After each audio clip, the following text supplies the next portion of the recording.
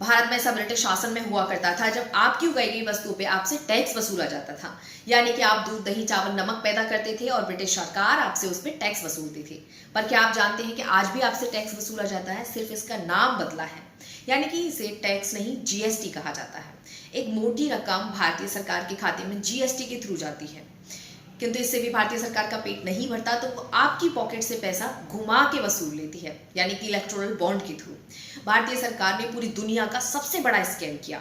यह मैं नहीं, भारतीय सरकार में काबिज विदेश मंत्री निर्मला सीतारमण के हस्बैंड कहते हैं कि यह भारत का नहीं, पूरी दुनिया का सबसे बड़ा स्कैम है।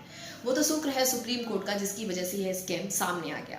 किंतु अगर बात की जाए भारत में राजनीति की, तो राजनीति फिर भी आपके मंगलसूत्र पे की जाएगी। एक पर्टिकुलर कॉम को इंडिकेट किया जाता है, इसे बैड पॉलिटिक्स कहा जाता है।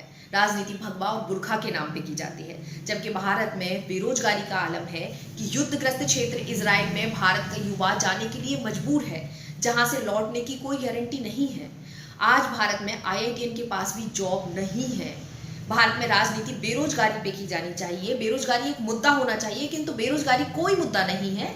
आपका मंगलसूत्र एक बड़ा मुद्दा है, क्योंकि यहाँ पर्टिकुलर कौम को इंडिकेट करना है। आखिर उनके घर भी तो रहने हैं।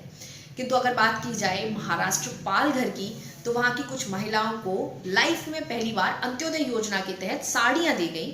35 किलोग्राम गेहूं जो उन्हें पहले से दिया जाता रहा था, वो भी दिया गया।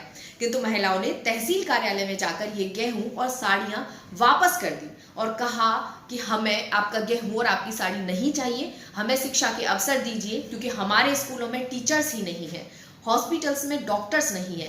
काम के नाम पे हमें 12 दिन काम मिलता है, उसमें से 6 दिन क्या हमें वेतन मिलता है, वो 6 दिन का वेतन 1000 रुपए होता है।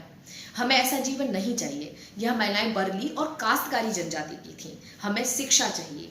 अगर भारत में शिक्षा में 20,000 से ज्यादा स्कूल बंद कर दिए गए हैं और 12,000 प्राइवेट स्कूल खोल दिए गए हैं।